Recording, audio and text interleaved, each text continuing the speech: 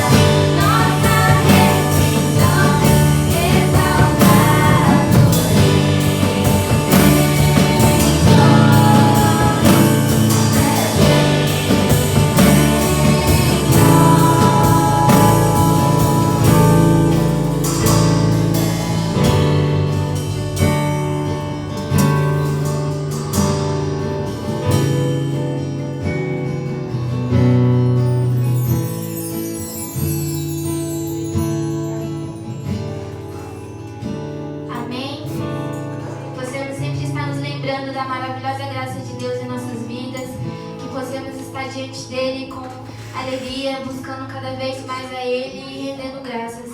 Amém? Agora, espero que os irmãos venham preparados dízimos e ofertas, que possamos estar rendendo esse dízimo com alegria a Deus. Amém?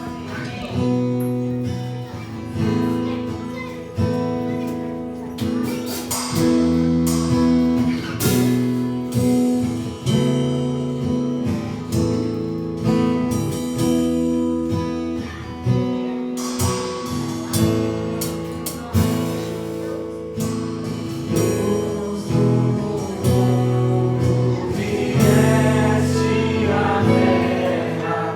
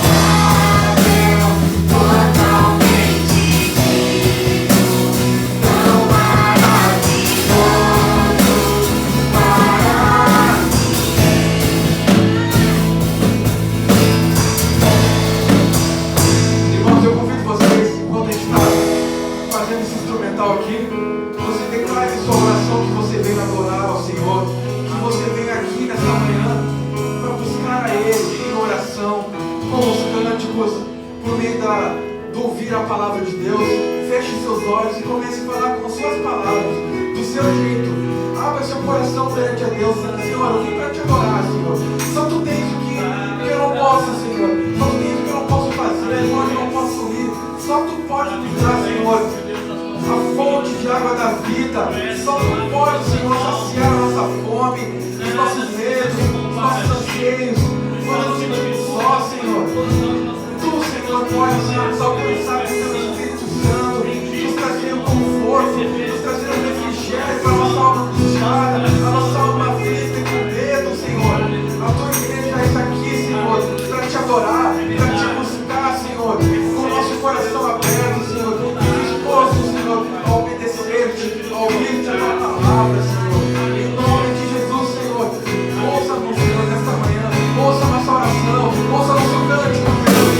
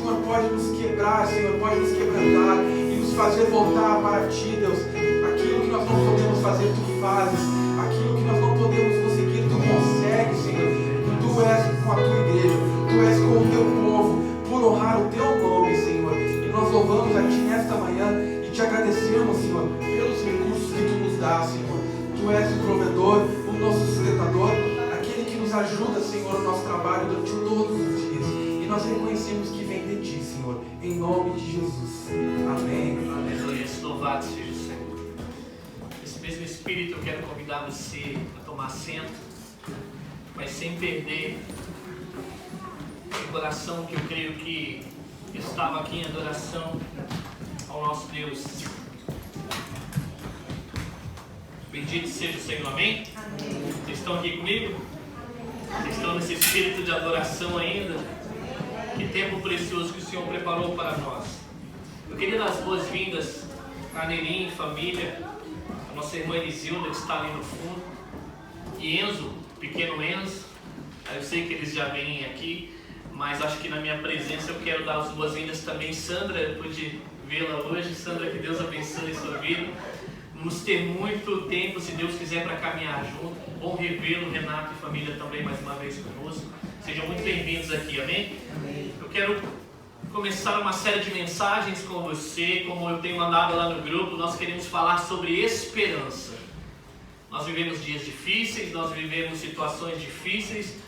Eu costumo pensar que nós já temos as nossas lutas pessoais, e aí parece que nesse ano veio o coronavírus para atrapalhar um pouco mais. Queridos, mas nós temos uma esperança, e essa esperança não se resume às coisas desse mundo. Eu quero começar uma jornada com vocês na Palavra de Deus, uma série de mensagens da carta de 1 Pedro, por isso eu quero convidar você para ir lá comigo na Epístola de 1 Pedro. Nós vamos começar uma série de pregação expositiva nesta carta. A minha proposta para a igreja em Betel Iga é ser um pregador expositivo da palavra de Deus. O que é uma exposição? Não necessariamente pregar uma carta inteira, não necessariamente pregar um relato do Evangelho inteiro, mas se deter naquilo que as Escrituras estão nos apresentando. Isso é exposição, é extrair da Escritura aquilo que está lá. E eu creio, sem sombra de dúvida, que ela tem todos os nutrientes necessários para alimentar a nossa alma, amém? Eu creio que as Escrituras ela tem. Por isso a minha proposta com a igreja no Bethel Iga é nós nos mantermos na palavra de maneira expositiva. Então a série de mensagem, como vocês têm visto lá na postagem, chama Esperança Viva. Nós queremos começar, obviamente, do capítulo 1 dessa carta, e os versículos, ele vai do versículo 1 até o versículo 12. Essa é a perícope que eu queria trazer a mensagem nesta manhã. Então que você esteja atento, se você gosta de anotar, anote. Se você quer me procurar depois do culto ou discutir a mensagem com outro irmão, eu acho que isso é um grande proveito.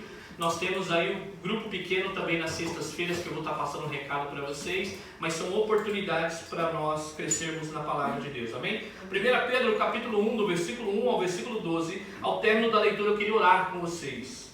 Todos acharam? Diz assim a palavra do Senhor: Pedro, apóstolo de Jesus Cristo, aos eleitos de Deus, peregrinos dispersos no Ponto, na Galácia, na Capadócia, na província da Ásia e na Bitínia, escolhidos de acordo com o pré-conhecimento de Deus Pai, pela obra santificadora do Espírito, para a obediência a Jesus Cristo e a aspersão do seu sangue, graça e paz lhes sejam multiplicadas. Bendito seja Deus e Pai de nosso Senhor Jesus Cristo.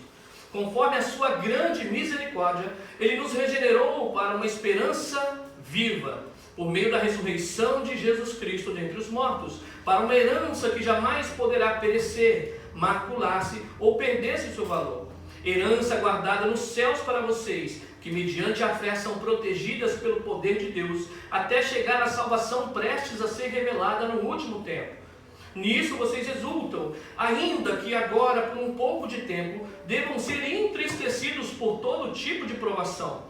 Assim acontece para que fique comprovado que a fé que vocês têm, muito mais valiosa do que o ouro que perece, mesmo que refinado pelo fogo, é genuína e resultará em louvor, glória e honra quando Jesus Cristo for revelado.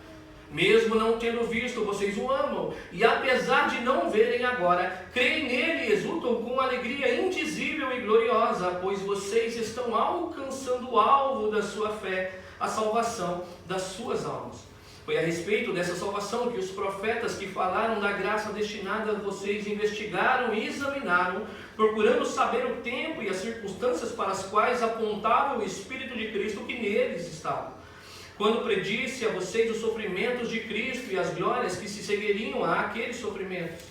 A eles foi revelado que estavam ministrando não para si próprios, mas para vocês, quando falaram das coisas que agora lhes foram anunciadas por meio daqueles que pregam o Evangelho pelo Espírito Santo enviado dos céus, coisas que até os anjos anseiam observar. Vamos orar? Senhor, nós estamos agora entrando numa jornada, Senhor Deus, é a Tua santa palavra. Nós carecemos, Senhor Deus, da Tua graça e da Tua misericórdia. Nós carecemos que o Senhor abra o nosso ouvido, não natural, mas o espiritual. Deus, nós queremos conhecer que esperança é essa que moveram homens a entregarem a própria vida, que moveram corações a despeito de situações, Senhor Deus, para dizer que aqui vive o Senhor. Deus, nós queremos experimentar essa verdade. Ó Deus, Tu és o mesmo ontem, hoje e eternamente. Age no nosso meio, faz de novo, Senhor. Faz como o Senhor fez na vida desses homens, como o Senhor ainda faz. E nós queremos experimentar que esperança é essa, Senhor. E ser um instrumento do Senhor para levar essa esperança aos corações de um mundo sem esperança. Nós te pedimos em nome de Jesus. Queridos, nós estamos diante dessa série de mensagens, um momento bem oportuno aos tempos que nós estamos vivendo. Tempos difíceis, tempos de incerteza. Eu estou muito cômodo aqui, eu não sei se é o meu aparelho que está fazendo esse barulhinho. Bom, eu não sei se é. Bom, eu vou falando aqui enquanto eles vão arrumando. Tempos de incerteza, falta de esperança. Quando nós falamos de esperança, as pessoas elas ficam na dúvida, o que é isso? Quando muitas vezes nós usamos, para aconselhar um irmão que está passando por um momento difícil, uma perda do ente querido, uma pessoa que está passando por uma situação que só um milagre do Senhor, e aí nós vamos até ele e falamos assim, olha irmão, tenha esperança. E até mesmo nós vamos tratar o que é esperança diante da Bíblia, porque segundo o conceito do mundo, a esperança ela é a última que morre. E aí nós vemos que segundo o conceito humano, a esperança ela ainda morre. Mas será que é essa a esperança que Deus tem para o seu povo? Por isso que o título da mensagem é Esperança Viva, porque a esperança segundo Deus, eu já quero dar um spoiler para você aqui, ela não morre. E é essa esperança, queridos, que a Bíblia nos convida. Por isso que o contexto é muito importante nós entendermos. Eu queria falar um pouquinho a respeito do autor da carta, como vocês já viram no versículo 1. Ela já se apresenta aqui o autor como Pedro, apóstolo de Jesus Cristo. Houve algumas objeções se era de fato Pedro que havia escrito essa carta, mas por que tanta objeção? Por causa do grego polido que tinha aqui. Desse grego tão polido, e Pedro, nós já conhecemos o histórico dele profissional, de família, que aprendeu do pai a ser pescador, ele foi pescador até que o Senhor Jesus o transformou em pescador de homens. Mas o grego dele não era tão polido, então as pessoas que vieram questionando, mas será que é Pedro que escreveu essa carta? Será que não intitularam com o nome de Pedro? Mas nós vamos ver homens como Irineu no ano 185 depois de Cristo, Tertuliano no ano 160 depois de Cristo, Clemente de Alexandria no ano 150 depois de Cristo e Orígenes de 185 depois de Cristo. Homens que estavam muito perto atribuíram a autoria desta carta ao apóstolo Pedro. E nós vamos ver o porquê que foi o apóstolo Pedro que escreveu, porque Pedro vai, na sua saudação, dirigir a palavra a um homem que estava ali, e esse homem provavelmente foi aquele que ajudou Pedro a escrever essa carta. Era muito comum, naquele tempo, se eu estivesse falando hoje aqui, quisesse escrever uma carta para a igreja ali em Suzuka, naquele tempo eu convidaria, por exemplo, o nosso irmão Patrick, e enquanto eu estava falando sobre isso, ele escreveria. Então, muito provavelmente, nós vamos ver um autor no final da carta que foi aquele que ajudou Pedro a escrever. Então, nós não vamos ter muita dificuldade sobre o autor da carta. A data da carta, eu tenho falado na última pregação, ela está do ano 60 ao 68, ela foi datada ali, não tem uma precisão exatamente, mas a data mais próxima que pode se chegar, talvez é no máximo, até 63 depois de Cristo. Porque eu já tenho comentado, em 64 veio uma dura perseguição por causa de Nero, e justamente é neste contexto que Pedro escreve esta carta. Porque o que acontece? Pedro está em Roma e a perseguição está se intensificando cada vez mais, aquele ponto que as notícias já estavam chegando à igreja, a esta igreja qual ele escreve aqui, para dizer assim, cuidado, a perseguição já começou aqui e provavelmente ela chegará até vocês. Pedro ele escreve essa carta como forma de alento. Ele vai falar sobre os destinatários da carta ainda no versículo 1, se você levar os seus olhos. Ele vai usar na minha expressão assim, aos eleitos de quem?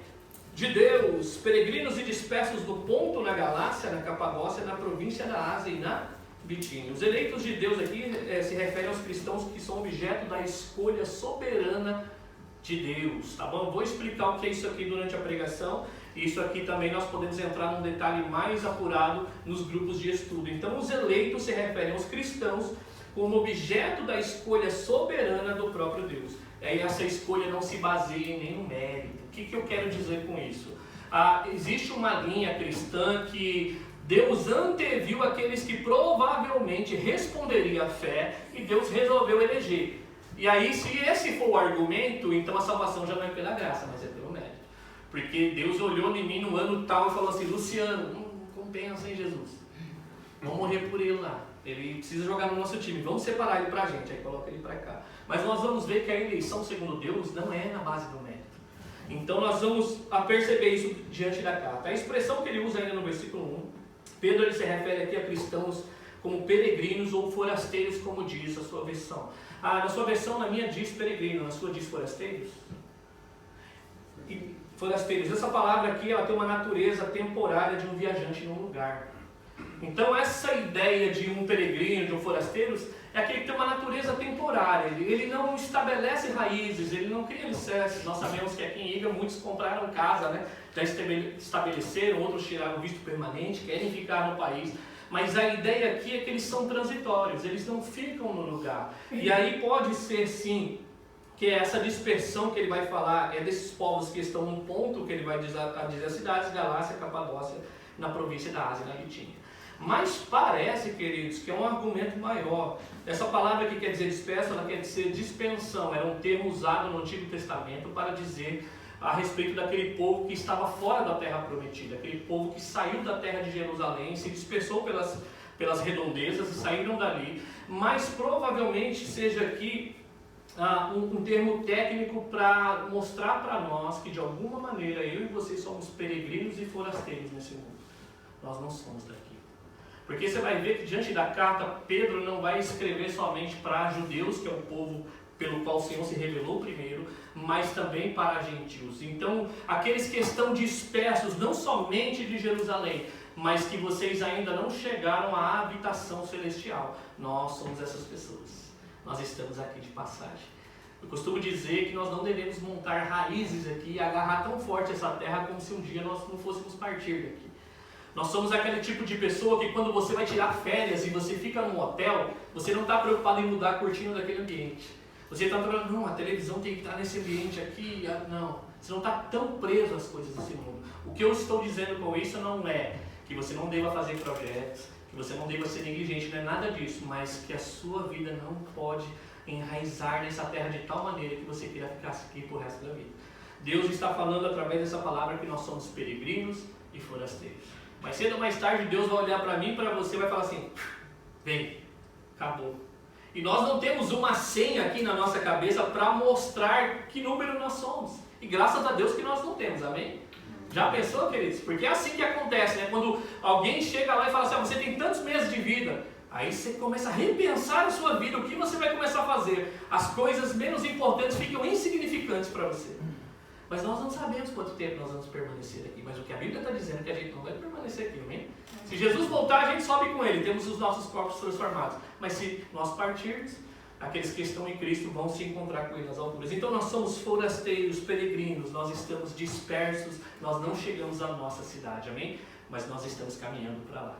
Louvado seja o Senhor. Ele diz no versículo 2, escolhidos de acordo com o pré-conhecimento de Deus, pela obra santificadora do Espírito, para a obediência a Jesus Cristo e a expressão do seu sangue. Graça e paz vos sejam multiplicadas. Ele vai dizer aqui, escolhidos de acordo com o pré-conhecimento de Deus. O que ele quer dizer aqui, queridos? Que os cristãos, eles são eleitos segundo a providência eterna de Deus. Eu vou explicar isso aqui. Se você for no versículo 20 desse mesmo capítulo, ele vai usar o mesmo verbo conhecer. Se você levar os seus olhos no versículo 20, ele vai dizer assim, conhecido antes da criação do mundo, revelado nesses últimos tempos em favor de vocês.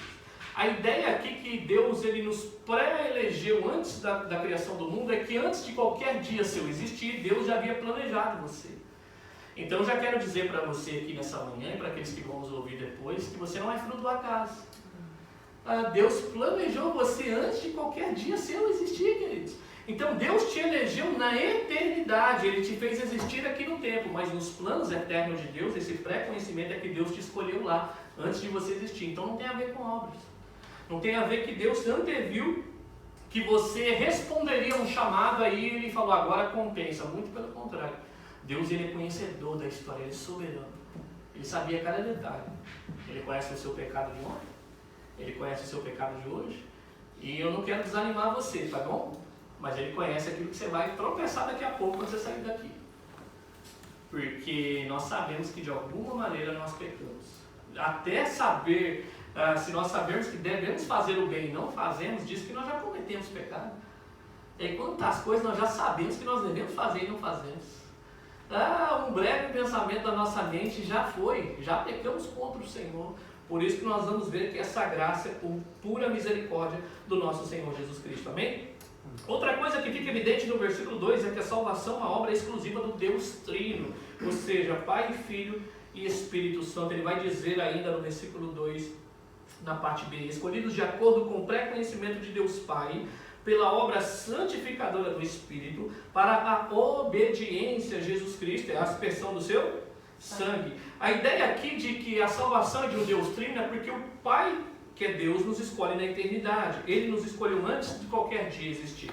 A ideia de que também é uma obra do Filho é porque fala que esse Filho, ele asperge o seu sangue. Ele tem o seu sangue vertido na cruz por causa dos nossos pecados. E justamente aqui ele vai fazer uma referência ao Antigo Testamento, quando ele diz na minha versão, a aspersão do seu sangue. No Antigo Testamento, no dia da expiação, uma vez por ano, aonde o sumo sacerdote, não sem sacrifício, ele se apresentava num lugar chamado Santo dos Santos, ali onde Deus se manifestava com a sua glória, e ele tinha que apresentar um cordeiro sem mancha e sem defeito, aonde o sangue era aspergido sobre a tampa do propiciatório, simbolizando que ali estava cobrindo os nossos pecados. Mas no tempo, Pedro escreve essa carta, Jesus Cristo já havia vertido seu sangue na cruz para dizer que assim como o sangue do animal era vertido sobre a tampa do propiciatório, cobrindo os pecados, Jesus Cristo ele tem o seu sangue vertido na cruz para cobrir os nossos pecados. Louvado seja o Senhor. Então você percebe que Deus escolhe, mas no tempo, como Ele nos redime? Enviando o seu Filho para morrer por nós. O sangue de Jesus cobre toda a nossa culpa. E isso é algo maravilhoso. Ele ainda diz que essa salvação é uma obra do Espírito Santo. O Espírito Santo tem o papel de aplicar a salvação, selar para Deus. Se nós tivermos a oportunidade de passar por Efésios, diz que Ele nos selou com o seu Santo Espírito.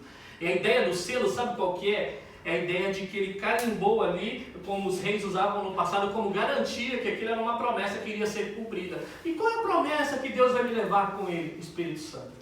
Ele é a garantia. Se o Espírito Santo está em você, quer dizer, Ele está aplicando a salvação na sua vida. Mas não somente aplicando a salvação, Ele está nos santificando. O que isso quer dizer? Que Ele não para a sua obra, o Espírito Santo, no início. Te leva para lá, para você ser convencido do seu pecado, da justiça e do juízo. Ele dá continuidade em santidade. Aí eu poderia perguntar a carta, mas pastor, ou nós perguntarmos, Pedro, mas quem são esses escolhidos de Deus? Eu sou um escolhido de Deus? A ideia é o que vai dizer aqui ainda no versículo 2, que nós fomos, essa obra santificadora do Espírito Santo, ela tem um propósito. Ele nos separa para a obediência a quem? A Jesus Cristo. Então você percebe ali que era aquele propósito. Quando você vê aquela vírgula ali, é um propósito ali. Como eu sei que o Espírito Santo está em mim? Como eu sei que eu sou esse eleito de Deus da eternidade? Porque é difícil julgar se nós somos o Salvador. É o desejo que você tem de obediência a Jesus Cristo.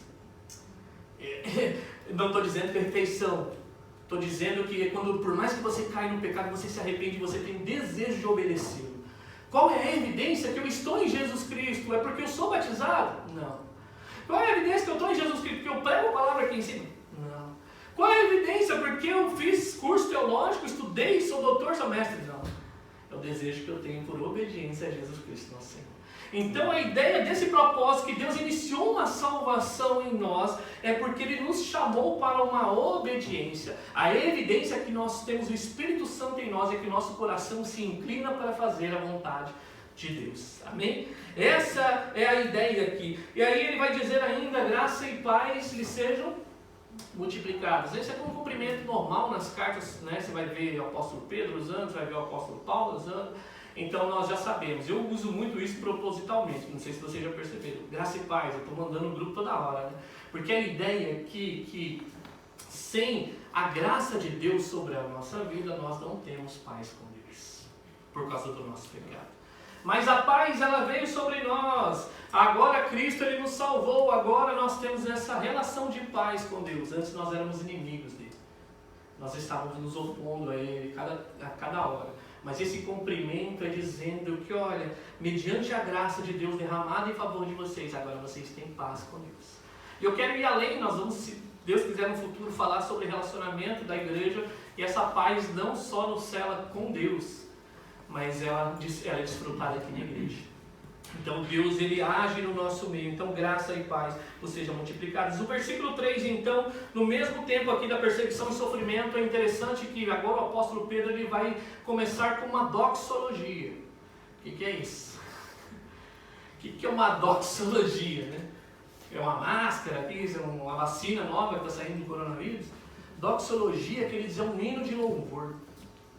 E eu fico impressionado quando eu começo a entender o pano de fundo da carta, sabe por quê? Porque nos momentos mais difíceis da vida, a única coisa que você menos pensa é em adorar a Deus. Mas aqui é um contexto de perseguição, aqui é um contexto que o apóstolo Pedro poderia perder a sua cabeça, e nós já sabemos durante a história que de fato ele sofreu martírio. Mas a despeito disso, ele começa com um hino de adoração a Deus. Já parou para pensar nisso? Nos momentos mais difíceis da sua vida, você colocando seu coração e dizendo, bendito seja Deus. Oh, glórias! pessoa te perseguindo, a conta bancária, o coronavírus assolando o país. Louvado seja o Senhor.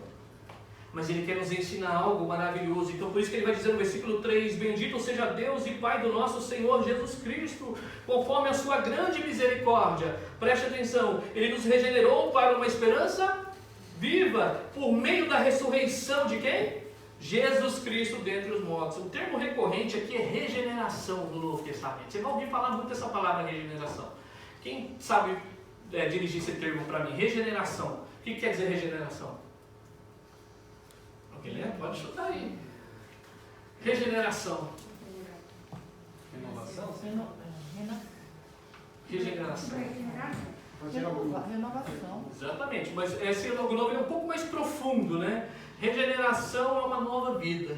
Trazer a ideia da regeneração, quando você vê esse termo, ele vai estar muito ligado ao novo nascimento, né? Que nós falamos desse novo nascimento. Diz aqui que Ele nos chamou a essa regeneração, a ideia desse novo nascimento. Ou seja, a regeneração no homem é um ato exclusivo de Deus. Eu queria fazer uma ilustração para que você guardasse isso. Por quê? Porque eu vou usar um termo aqui que não existe, tá bom? É só para ilustrar. Eu não posso me nascer naturalmente. Alguém já viu? Alguém viu o mundo sem a intervenção do pai e da mãe? Hoje nós temos a tecnologia, né? Nós podemos fazer aí a fecundação in vitro, né? Então, tipo, eu me nasci. Eu quis Jesus, eu que decidi, eu fui lá e me converti. A ideia da regeneração aqui é de um novo nascimento espiritual mesmo. Que você não pode, assim como você não pode vir ao mundo por si só naturalmente, espiritualmente também você não pode fazer isso. Você precisa de uma intervenção sobrenatural de Deus. E nós já sabemos que o Espírito Santo ele nos envolve isso. Nós somos tão passivos na nossa salvação, assim como nós somos passivos no nosso nascimento natural. Ninguém que está aqui, eu tenho certeza disso, você também. Veio no mundo assim, eu quero vir. Cheguei aí. Mas você veio através de quem? Não, eu vim por mim mesmo. A ideia da regeneração aqui é de um novo nascimento. Efésios 2,5 diz que nós estávamos mortos nos nossos delitos e pecados, mas Deus nos deu vida juntamente em Cristo. E a ideia de um morto, que ele diz, espiritual, morto mesmo. É aquela ideia que se eu pudesse ilustrar com um morto natural na nossa frente, num caixão, e falasse assim para os irmãos, vem aqui, acorda ele aqui, ele não vai ouvir. A morte espiritual é a mesma coisa, os ouvidos não ouvem a voz natural do homem. Ele precisa de uma intervenção sobrenatural do Espírito Santo. Por isso que diz que mais Deus nos deu vida juntamente com Cristo. Pela graça nós somos salvos. Ainda diz aí que é conforme a sua grande misericórdia que Ele nos regenerou. Se você voltar no versículo 3, a regeneração, esse novo nascimento é conforme a grande misericórdia de Deus. Misericórdia é Ele olhar para nós e saber que nós não somos capazes de fazer isso. E Ele se colocar na nossa miséria. E Ele falar assim, eu vou dar vida para esse povo aí. E aí nós já sabemos que por nós mesmos nós não podemos fazer. Por isso que não há mérito da nossa parte, queridos. Por isso que a salvação é um ato do Deus Trino. Pai, Filho e Espírito Santo. Só isso. Em nós. E aí nós podemos só responder em fé, queridos. Porque se você ler Efésios, eu queria que colocasse para que vocês olhassem ali. Efésios capítulo 2, versículo 8 e 9. Um versículo muito conhecido, mas eu queria que você visualizasse isso, que você guardasse isso no teu coração. Que diz assim, Efésios 2, versículo 8 e versículo 9. Vai dizer assim na minha versão. Porque pela graça sois salvos, mediante a fé. E isto não vem de... É dom de quem? Não por obras, para que ninguém se glorie. Então nós vamos ver que a salvação é totalmente de Deus, porque pela graça, mediante a fé. Isso não vem de vós. O que não vem de nós? A salvação não, a fé. Nós só podemos responder em fé a partir do momento que o Espírito Santo nos vivifica. Até a fé que nós temos, não é nós mesmos que produzimos. É o próprio Deus que nos dá a capacidade de crer nele. Então Ele nos vivifica o nosso coração, regeneração, novo nascimento. Quando acontece esse ato? Muitas vezes a gente não consegue perceber. Aí quando nós respondemos em fé, porque o Espírito Santo tocou o nosso coração, para nós respondermos a esse chamado. Por isso que Ele fala que não é pelas obras, para que ninguém se glorie. Então, por isso que quando nós vamos começar o versículo 3 dessa carta de 1 Pedro, ele começa com essa expressão, bendito seja quem? Deus. Porque se nós pudéssemos nos salvar, sabe o que eu ia falar, Maurício? Bendito seja eu. Eu fui fui lá e escolhi. Eu fui lá e decidi levantar a minha mão. Eu fui lá e fui melhor que aquele pobre pecador lá, aquele miserável, que ele não merece não salvação. Mas eu não.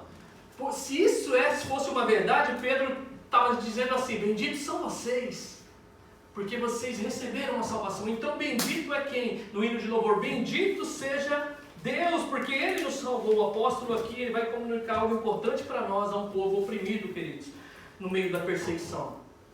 E é aqui que eu quero chegar. Ele nos regenerou, não para vivermos nessa vida. Ele não te deu uma nova vida, não que você fosse bem sucedido. Eu não estou dizendo aqui, queridos, que Deus não possa fazer isso, amém? Ele pode, mas Deus ele tem planos maiores para nós. Diz que Ele nos regenerou, Ele te deu uma nova vida para você, para que você tivesse uma esperança viva. Ele nos regenerou para isso, diz que é para essa esperança viva. É aqui que eu quero chegar no tema da nossa série de mensagens. Eu queria trazer a definição para você de esperança viva. O que quer dizer com isso? Eu peguei uma definição de R.C. Sproul e eu queria ler para você literalmente para que você guardasse isso aqui, que isso aqui vai permear a nossa série de mensagens. A nossa cultura, ele vai dizer sobre esperança. Na nossa cultura, esperança reflete nosso desejo subjetivo, ou seja, se espera que algo aconteça no futuro, mas não tendo a certeza se isso realmente ocorrerá. Vou ler mais uma vez. A esperança segundo o mundo, nas palavras de R.C. Sproul. Na nossa cultura, esperança reflete nosso desejo subjetivo, ou seja, se espera que algo aconteça no futuro, mas não tendo a certeza se isso realmente ocorrerá. Não é assim que acontece? Eu vou fazer tal coisa, eu tenho fé, eu tenho esperança que vai acontecer. Muitas vezes não acontece. Às vezes, quando os planos, queridos, você não foi lá e colocou no papel, você falou assim, segunda-feira, dieta, hein? E não saiu. Eu vou fazer isso, vou fazer aquilo, vou fazer aquilo outro. Você nem lembra mais. Tem planos seus que nem saem do papel. Né? Nós gostamos de começar o ano com resoluções, né? Esse ano aqui vai ser diferente. Jejum, nossa. Pastor, tô lá, hein? Irmãos, a gente coloca expectativa e as coisas não acontecem. Por isso que esperança segundo o mundo, muitas vezes, é um desejo subjetivo. Por isso que esperança segundo o mundo é a última que morre. Por quê? A gente tenta arrastar a pessoa até o último e falar assim, ela é a última que morre, é o último recurso. Mas, segundo Deus, nós vamos aprender aqui que a esperança ela tem um sentido diferente. A esperança viva, agora anote isso aí. A esperança viva pelo qual fomos regenerados, novo nascimento, é a certeza, a garantia de que Deus fará no futuro tudo aquilo que Ele diz que fará. Mais uma vez, a esperança viva pelo qual fomos regenerados é a certeza, a garantia de que Deus fará no futuro tudo aquilo que Ele diz que fará. Amém? Você vê a grande diferença aqui. A esperança viva é nós colocarmos a nossa confiança em Deus, porque é a certeza que isso vai acontecer. É para lá que Pedro quer levar os nossos olhos. Ele quer nos levar não a uma esperança subjetiva de coisas que serão que vai acontecer, Senhor, eu não sei não. O povo de Deus deve andar segundo a esperança de Deus, segundo a certeza e a garantia de que Deus fará no futuro tudo aquilo que Ele diz que fará. E aonde Deus revelou a sua vontade daquilo que Ele fará no futuro, tudo aquilo que Ele diz que fará? Nas Escrituras, nas suas promessas. Se Ele falou que você vai casar, não sei, vamos orar. Se Ele falou que você vai ser dono de negócio, eu não sei, vamos orar. Mas o que eu quero falar para você, o que Ele registrou nesse livro vai acontecer, queridos. Céu e terra passam, mas a palavra dele permanece para sempre. É para essa esperança viva que Pedro então nos chama a levar os nossos olhos. E ainda ele vai dizer aí no versículo 3, por meio da ressurreição de Jesus Cristo dentre os mortos, nós nascemos de novo, queridos, não para vivermos alguns anos. Deus não enviou o Senhor Jesus Cristo para que você vivesse 80. Hoje o ser humano que você viveu 80 é muito, né, nesse estilo de vida que nós estamos indo. Muito. Nós 90 fazendo zangueô na terra. Bom, Deus não enviou o seu Filho para nos dar isso. Ele não é um tubo de oxigênio que entra em nós para prolongar a nossa vida um pouco mais. Jesus Cristo veio a esse mundo para nos dar uma vida em abundância. A vida em abundância é uma vida que não se acaba. É que começa nele e vai para toda a eternidade. Por isso que ele diz que é por meio da ressurreição de Jesus Cristo dentre os mortos. Porque Cristo ressuscitou, ele é a primícia da igreja.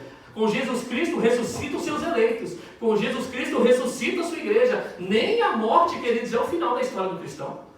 Olha que coisa maravilhosa. Porque nós temos que entender o contexto aqui. Literalmente, os cristãos daquele tempo poderiam perder a sua vida. Se nós estivéssemos naquele tempo adorando, estávamos preocupados. Se alguém, um guarda romano ia arrombar essa porta aqui, ia fazer com que nós negássemos a nossa fé. Naquele tempo, cristãos, você ser cristão de fato era morrer literalmente. A pessoa pensaria 3, 4 vezes para ler um versículo no Facebook. Ela pensava 3, 4 vezes para manifestar a sua fé de maneira pública. Porque literalmente elas poderiam ter as suas cabeças cortadas. Mas ele fala que essa regeneração ela tem um propósito de nos levar a uma esperança viva por meio da ressurreição de Jesus Cristo. O que ele quer dizer com isso? Ele quer dizer que assim como Jesus Cristo morreu e ressuscitou, isso é o que vai acontecer com cada um de nós que aqui estamos, se você está em Jesus Cristo. Então por isso que com ele ressuscita a sua igreja. Por isso que com ele ressuscita os seus eleitos. E ainda ele vai dizer que essa esperança no versículo 4, olha o que ele vai dizer lá. Ele fala de uma herança reservada nos céus para os eleitos de Deus. Versículo 4, ele nos chamou para uma herança que jamais poderá perecer, macular-se ou perder o seu valor. Herança guardada onde? Banco do Brasil? Nos céus, para vocês. 3 coisas que ele vai falar a respeito da herança, queridos, aqui. E aqui é muito importante nós entendermos, porque herança você não precisa fazer nada para merecer. Herança é deixada para você. Não é no mérito. Então nós vamos ver aqui que há uma herança, e ele diz que essa herança não está no Banco do Brasil. Não está reservada em Bitcoin. Não está reservada em nada que esse mundo pode oferecer. Ele fala que essa herança está guardada nos céus para vocês. 3 coisas que ele vai falar a respeito dessa herança. A primeira que ele vai dizer aqui é que essa herança jamais poderá perecer. Ou seja, é uma herança incorruptível que não se deteriora.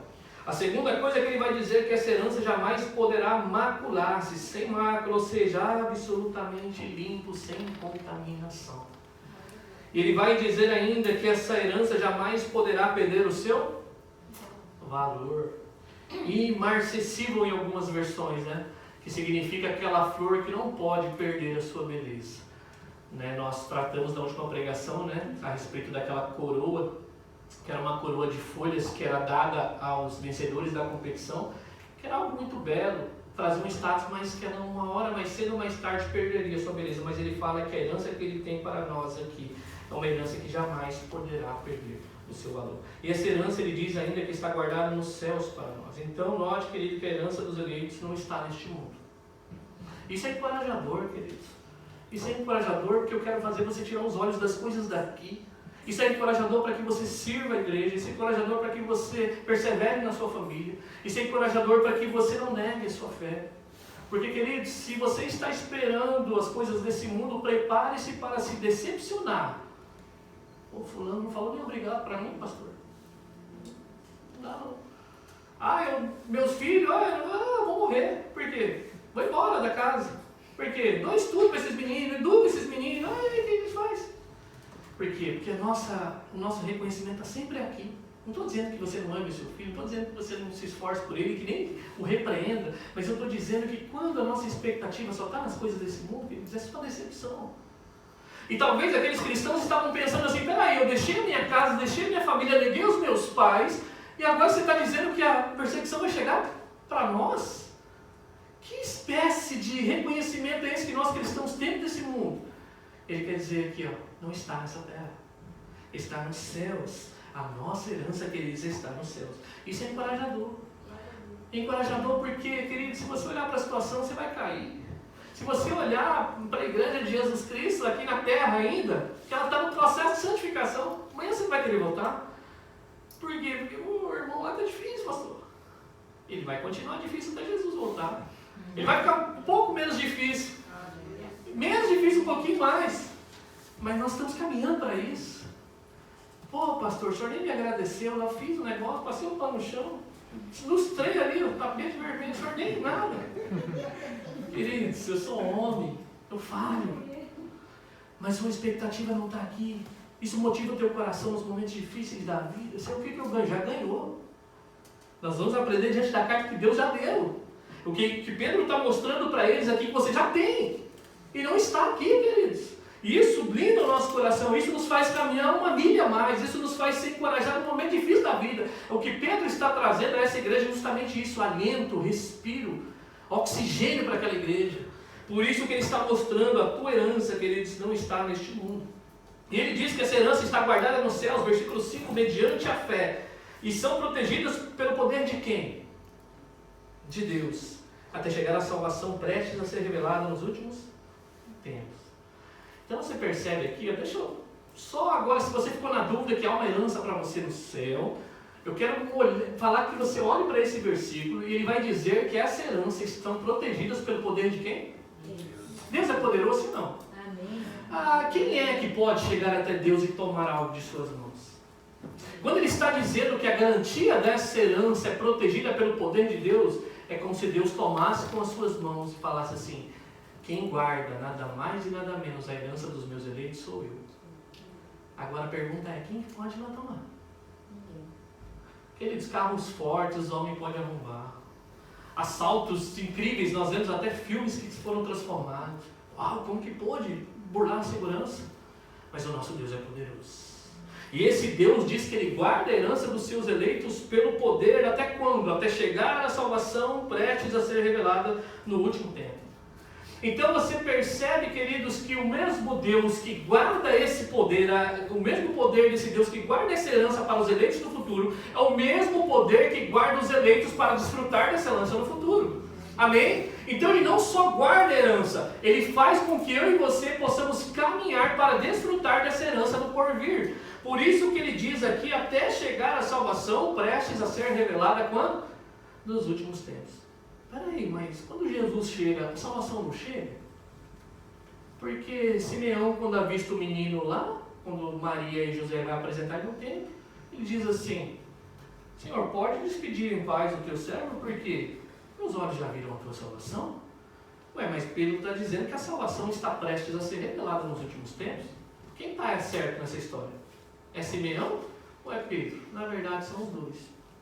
Nós usamos um termo na teologia, o termo talvez não seja importante aqui, mas que a salvação é uma obra contínua. Deus nos salvou, Deus está nos salvando e Deus nos salvará. Qual que é a ideia desse termo? Nós fomos salvos da condenação do pecado. Nenhuma condenação há para aqueles que estão em Cristo Jesus, o nosso Senhor. Amém? Então nós já fomos salvos. Nós estamos sendo salvos do quê? Do poder do pecado. Sabe aquele pecado que assombrava a sua vida? Ele vai perdendo a sua força. E nós seremos salvos do quê? Da presença do pecado. Glorificação. Na segunda volta de Jesus Cristo, meu irmão, sabe aquele pecado que te humilha? Que coloca você em lágrimas no pó ali? Oh, meu Deus, eu não sou crente. Um dia vai deixar de existir. Por isso que ele fala que ele nos guarda por esse poder para a salvação que está prestes a ser revelada nos últimos tempos, porque nós desfrutaremos da salvação de maneira plena somente na segunda volta de Jesus Cristo. Enquanto isso, nós vamos muitas vezes desacreditar na caminhada, quando a perseguição vem. E aí você vai querer abandonar, você acha que não vai dar conta, e você acha que Jesus te abandonou. Mas ele diz que Deus está trabalhando no seu presente, Ele já iniciou, te livrou da condenação. Isso é algo maravilhoso. Ele está te livrando do poder. Lista na sua mente rapidamente quantas coisas você fazia no passado que hoje você tem nojo. Tem outras que você está lutando ainda e vai continuar em nome de Jesus, amém? Você não vai ceder esse pecado, porque o Espírito Santo está em você. Mas ainda Ele vai nos livrar, esse momento vai ser glorioso, da presença do pecado. Um dia que nós não vamos mais ter que lutar com esse pecado que muitas vezes constrange o nosso coração, que faz machucar o próximo, que faz nós muitas vezes machucar o próprio Senhor. Ele diz ainda que esse tesouro vai ser revelado nos últimos tempos, até chegar a salvação prestes a ser revelada. E é aqui que eu quero chegar nesse versículo 6. Se você for o versículo 6 comigo, ele vai usar na minha expressão assim: nisso vocês exultam. Nisso que? Na grande misericórdia que Deus derramou sobre nós. Nisso que na obra que Deus, pela sua graça, nos regenerou para uma viva esperança. Nisso que pela herança incorruptível, guardada pelo poder de Deus, que está reservado nos céus para nós. Nisso nós podemos nos alegrar. Então nos momentos difíceis, pastor, onde que eu vou encontrar alegria? naquilo que você já recebeu. E é interessante, mas agora, queridos, no versículo 6, é a parte que eu e você queria retirar da Bíblia. É a parte que você olha assim e fala assim, meu Deus, isso aqui não. Será que está certo, pastor? Não, acho que isso aqui foi um acréscimo do autor. Não é possível, porque quando você olha o versículo 6, ele vai dizer assim, nisso vocês exultam, nisso que ele fez tudo por você. Mas olha o que ele vai dizer no nosso tempo presente, ainda que agora, por um pouco tempo, devam ser o quê? Entristecidos. Por quê? Todo tipo de provação. Vocês se alegram, mas tudo aquilo que vocês receberam, vocês se alegram porque há uma herança guardada nos céus para vocês, uma esperança de que Deus fará no futuro tudo aquilo que Ele disse que fará. Mas agora, por um breve pouco de tempo, vocês devam ser entristecidos por todo tipo de provação. A ideia de Pedro nessa carta aqui, que ele diz, é de consolar e confortar o povo de Deus. Porque o que ele está mostrando para nós, que apesar dessa majestade, dessa glória que está por vir, no tempo presente, ele diz que nós sofreríamos. Ainda que um pouco de tempo, alguns chegam a acreditar, alguns comentaristas, que esse pouco de tempo é um tempo breve mesmo, que vai passar, irmão, segura a ponta aí. Mas talvez não, queridos. Sabe o que ele quer dizer talvez aqui? Que o pouco tempo é que a nossa vida é breve. Que esse sofrimento vai deixar de existir um dia. Por vezes Deus faz com que o sofrimento cesse aqui na vida. Mas mesmo que isso tivesse que custar a vida, Ele está dizendo, não é para sempre. É por um breve pouco de tempo vocês devem ser entristecidos por todo tipo de provação. E olha qual é a finalidade dessa provação, queridos. Pedro vai mencionar que as provações são passageiras, sim. Mas elas têm um propósito. O sofrimento que vem sobre a mim e sobre a sua vida, ele tem um viés pedagógico. Por isso que do versículo 7 ao versículo 9 ele vai dizer assim: assim acontece para que fique comprovado a fé que vocês têm, muito mais valiosa do que o ouro que perece, mesmo que refinado pelo fogo, é genuína e resultará em louvor, glória e honra quando Jesus Cristo for revelado. Mesmo não tendo visto, agora o amam, e apesar de não verem agora, creem nele e exultam com alegria o quê? Indizível e gloriosa. Pois vocês estão alcançando o alvo da sua fé, a salvação de suas almas. Ele se tem uma coisa que comprova a genuinidade da nossa fé, são as provações. As provações. Quando as provações vêm, é para testar a nossa fé de fato. E nós vamos ver aqui que Pedro ele vai ilustrar essa verdade se referindo a um ourives. O que é um ourives? É aquele que trabalha com metal bruto. Vamos usar uma espécie de fundição, né? Um fogo em alta temperatura, onde aquele material bruto, onde contém ali um metal precioso, no meio o ouro, vamos usar o ouro aqui, ele leva ao fogo para que seja queimado as impurezas. E ali fique somente o quê? O ouro precioso. Mas ele precisa passar por esse processo. A ideia aqui de purificação é essa, queridos. Deus ele permite as provações, não estou dizendo tentação, provações sobre a nossa vida, sabe por quê? Ele quer purificar a nossa vida. É nos momentos mais difíceis da vida que Deus trata conosco. Não deveria ser assim, mas Ele, por um bom Pai que é, por aquele que começa a sua obra e vai terminar até o dia de Cristo Jesus, é aquele que nos coloca na provação, não com o sentido de destruir, mas para purificar aquilo que precisa ser purificado. É como aquele ouro que vai, aquela coisa bruta que você olha e fala, não pode sair nada daí. E o ourives vai trabalhando naquilo até ficando aquela forma perfeita. As provações na vida dos cristãos não é para destruir, mas é para nos forjar, para fortalecer a nossa fé. Porque é nos momentos das provações, queridos, que Deus vai separando. Deus vai separando. É nos momentos de provações que a igreja foi mais purificada. Se você pegar a história da igreja nos momentos de perseguição, não era qualquer um que ia levantar a sua mão e falar assim, eu aceito Jesus Cristo como meu Senhor e Salvador. Não, queridos, porque se a perseguição vir sobre a minha vida, eu que não vou sofrer. E aí depois nós vemos ali, depois da igreja romana, que as portas se abriram, né, e virou um pouco de moda. Mas é no momento da perseguição, queridos, que a nossa fé é provada, se ela é genuína ou não. A ideia aqui é que a nossa fé ela vai resultar, ele diz aqui, redundará em louvor, glória e honra quando quem for revelado? Quando Jesus Cristo for revelado. A ideia, queridos, aqui nesse texto, eu vou falar isso com cuidado, mas é o que o texto está apresentando para nós. Deus está mais interessado na nossa fé genuína que no nosso bem-estar. Porque, querido, você pode viver uma vida de rei nessa terra aqui e morrer sem Jesus Cristo. Mas você pode rastejando. Meu Deus, só luta.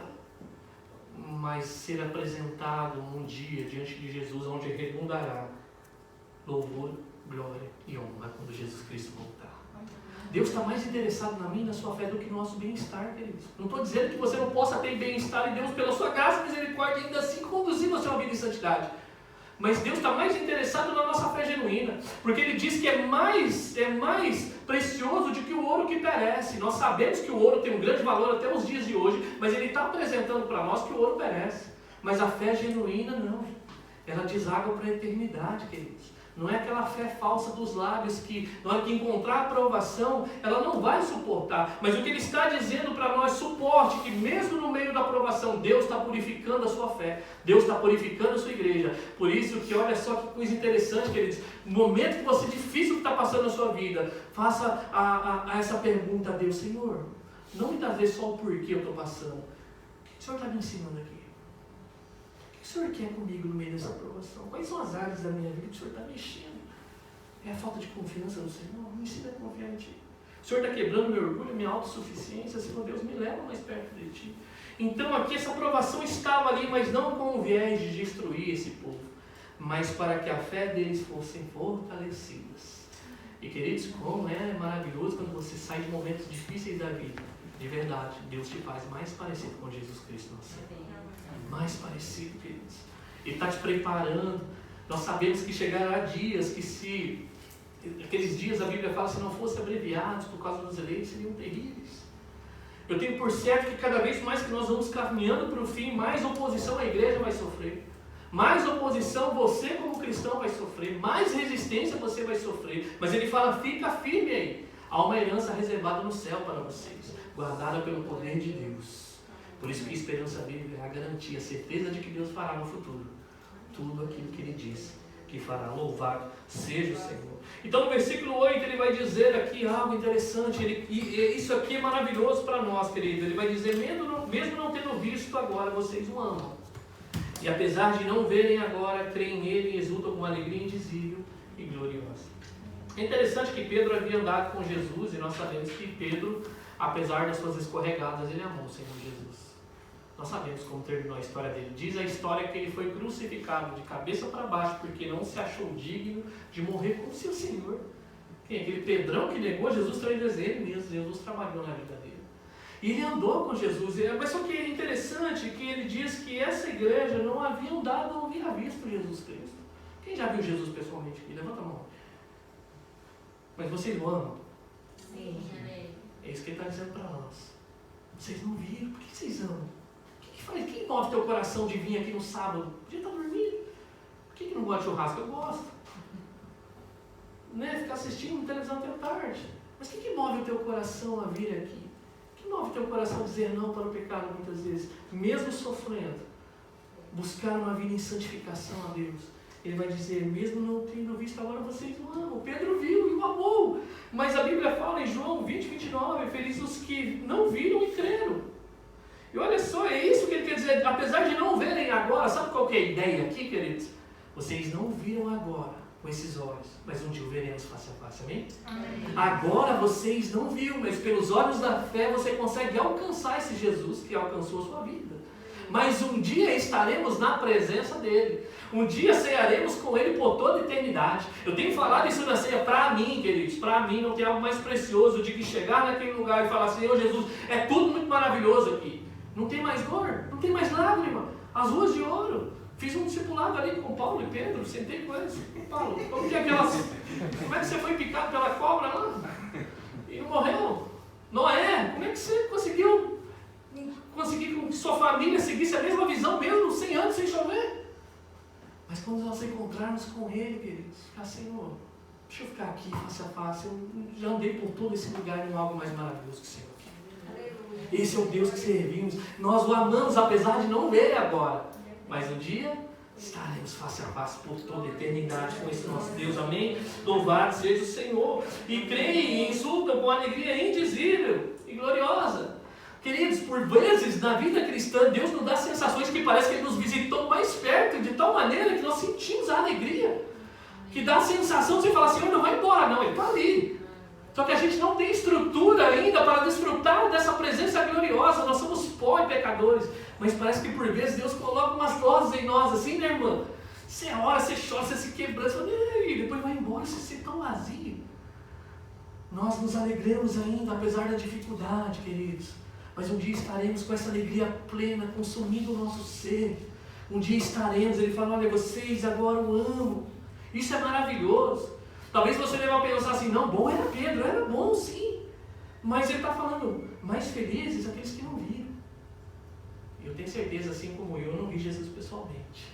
Mas eu creio nele com alegria em dizer. Amém.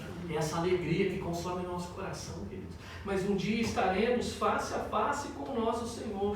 1 João capítulo 3, versículo 2 diz assim, amados, agora somos filhos de Deus. E ainda não se manifestou o que havemos de ser.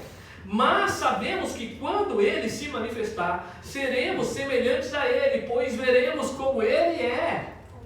Ainda não se manifestou, mas um dia se manifestará. Ainda não o vemos, mas um dia o veremos. E aí poderemos ver de fato com os nossos olhos. Louvado seja o Senhor. Dá uma passadinha em João lá, de vez em quando, lá no relato de João e Apocalipse, e vê a descrição que ele tenta fazer da pessoa de Jesus Cristo. Ele não encontra elementos para descrever, ele tenta pegar as coisas da terra para tentar escrever a carta para dizer, seus olhos são como chama de fogo, o cabelo dele é mais alto que a neve. Por quê? Porque a gente não encontra elementos na terra para descrever a Deus, mas a gente olhando e vendo João tentando descrever aquela beleza, meu Deus, olhos nenhum dessa vida consegue contemplar a maravilha disso, uma que nós não temos nem estrutura para isso. Mas um dia nós o veremos, um dia veremos como Ele é. 1 João 3, 2 fala sobre isso. Nós não vemos agora, mas o amamos. É esse amor que sustenta o nosso coração, amém? Amém. Mas caminhe, Senhor, um dia o Senhor se revelará de maneira plena. Um dia eu entrarei na eternidade, remido pelo sangue de Cristo. Eu quero estar aos teus pés, olhando para a tua face, contemplando a beleza. Essa é a nossa esperança, amigo. A garantia, a certeza de que Deus fará no futuro tudo aquilo que Ele disse que fará.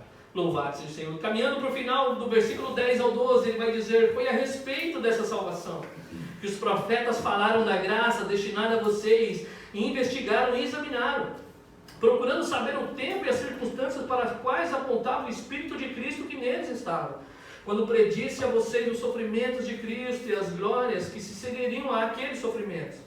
A eles foi revelado que estavam ministrando não para si próprios, mas para vocês, quando falaram das coisas que agora lhes são anunciadas por meio daqueles que pregam o Evangelho pelo Espírito Santo enviado dos céus, coisas que até os anjos anseiam observar. Queridos, Deus colocou na boca dos profetas do Antigo Testamento a redenção que aconteceria futuramente. Os profetas foram revelados o que aconteceria, mas eles não sabiam quando isso aconteceria. Quando você vai ler Isaías, eu amo Isaías, porque eles falam do servo sofredor nos detalhes, e falam desses sofrimentos que se seguiriam. Ele sabia que Cristo sofreria, mas que desses sofrimentos surgiriam glórias. Cristo sofreu para nos trazer a glória.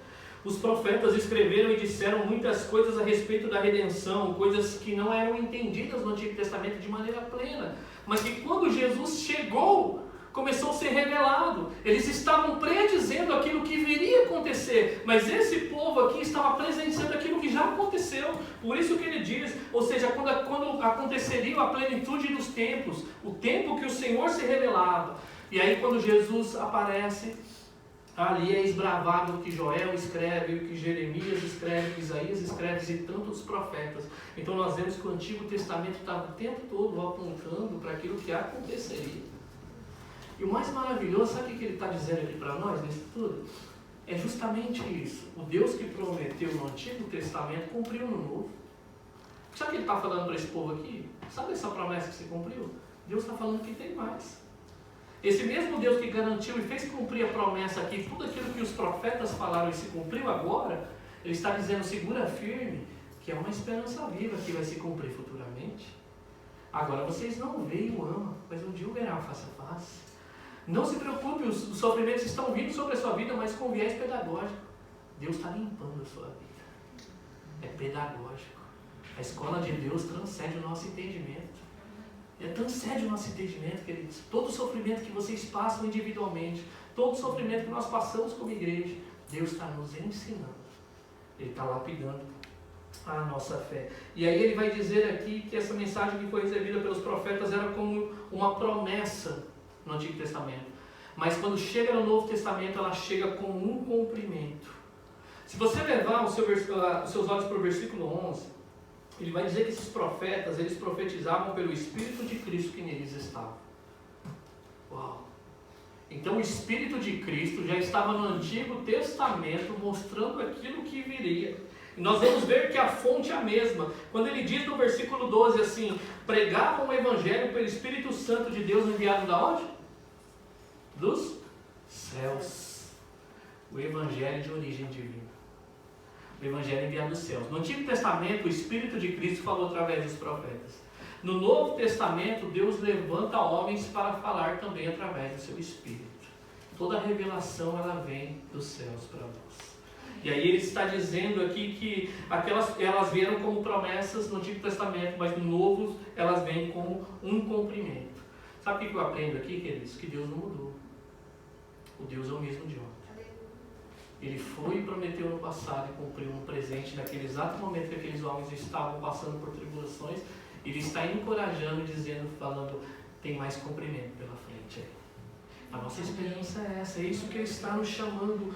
E ele diz aqui, dentro dessa grande maravilha, se você pegar o versículo 12 no final, ele vai dizer aqui, que ele diz assim, coisas que até os anjos anseiam observar. Deus, ele, olha, nós somos pecadores, nós vamos cansar de ver Deus nos surpreendendo. E eu olhando para Deus e conhecendo as Escrituras e pela fé entendendo que Ele é eterno, nós nunca vamos conhecê-lo plenamente. Ele vai nos surpreender, e nos surpreender, e nos surpreender, e nos surpreender. Nós não vamos ficar sentados na nuvem tocando harpa, cantando só louvores. Ele vai nos maravilhar cada dia mais. E aí os anjos que são perfeitos, que estão na presença dele, olham para a terra e falam assim, uau, o que Deus está fazendo aí? Deus cria o homem e ele cai. Ele se afasta de Deus. Mas Deus promete que enviaria aquele que pisaria a cabeça da serpente. Mas o povo começa a ir bem, mas depois se desvia de novo. Aí daqui a pouco Deus retoma aquele povo, o povo se revela, manda para o cativeiro. E aí fica aprisionado, mas Deus tinha uma promessa, solta aquele povo de novo. No Antigo Testamento, a plenitude dos tempos, ele se faz carne, ele desce lá. Os anjos ficam olhando para isso assim, ó, admirados. Queridos, e nós, igreja do Senhor, com a história da redenção, com a história do Evangelho, ele fala, eles anseiam, o que Deus está fazendo aqui? Agora Deus está habitando no meio do seu povo, não entendas, não representando numa arca da aliança, mas o Espírito Santo dele em nós. Que Deus é esse que permite que povos persigam a sua igreja, mas mesmo assim está purificando essa igreja? Que Deus é esse que faz com que os homens, mesmo perdendo a cabeça, não neguem sua fé? Uau! Eles ficam admirados olhando para isso, queridos. Eles anseiam. Eu tenho por certo que se Deus falasse assim, anjos, vamos lá e prega o evangelho naquela terra. Eles estão esperando para isso. Eles estão ali anelando para fazer a vontade de Deus. E eles ficam olhando assim, nossa, o que Deus está fazendo aqui? Deus revelando durante a eternidade os seus pensamentos, cumprindo o seu propósito da igreja. A igreja dele, ela permanece para sempre, queridos. E eu quero convidar você a colocar a sua vida nessa esperança viva. Os anjos, eles olham para isso, eles ficam extasiados. E você? E eu? Olhando para a história da redenção, aquilo que Deus está fazendo em nós. E você, no momento difícil da vida, queridos, talvez você esteja minguando na sua fé e não tem nenhum problema de você orar para Deus, Senhor, fortalece a minha fé. Eu não estou acreditando de verdade, Senhor, mas me faz acreditar. Coloca pessoas do meu lado para que eu possa caminhar junto com elas. Eu sei que nós estamos passando por momentos difíceis, mas quais são as áreas da minha vida que o Senhor está trabalhando? Tem um sentido pedagógico na nossa vida. Eu queria terminar com algumas aplicações aqui. Pela sua grande misericórdia, Deus nos regenerou. Ele deu uma nova vida. Não tem a ver com a gente. Tem a ver com a graça e com a misericórdia de Deus. O mesmo Deus que prometeu no Antigo Testamento e fez cumprir no Novo. O mesmo Deus que está dizendo em outras palavras para nós aqui, segura as pontas, está difícil para você, mas há uma promessa maior que está no porvir. Há uma herança viva para nós, a garantia de que Deus fará no futuro tudo aquilo que Ele disse que fará. Uma herança incorruptível que está guardada nos céus, nada mais, nada menos. pelo poder de Deus. Louvado seja o Senhor. Ele está trabalhando na nossa fé, queridos. Ele está trabalhando na sua e está trabalhando na minha fé. E é nos momentos difíceis da vida que Ele está nos colocando ali, naquele forno, e está nos lapidando para nos formar a imagem do nosso Senhor Jesus Cristo. Por isso nós podemos confiar e exultar com alegria indizível, mesmo não vendo agora, mas um dia veremos face a face. Queria convidar você a colocar o teu coração em oração. Queria chamar o ministério de louvor aqui. Como está a sua vida espiritual, as suas expectativas? Talvez você não tem prazer, você não tem alegria de ler a Bíblia, de orar, de ouvir uma mensagem. Talvez você está passando por momentos difíceis da vida, lutas pessoais. Talvez as coisas que já aconteceram na igreja, talvez tiraram o teu ânimo. Tire seus olhos dessas coisas, em nome de Jesus. Eleve seus olhos ao trono da graça, onde há uma esperança que nos espera. A certeza que Deus fará no futuro tudo aquilo que Ele disse que fará. Oremos.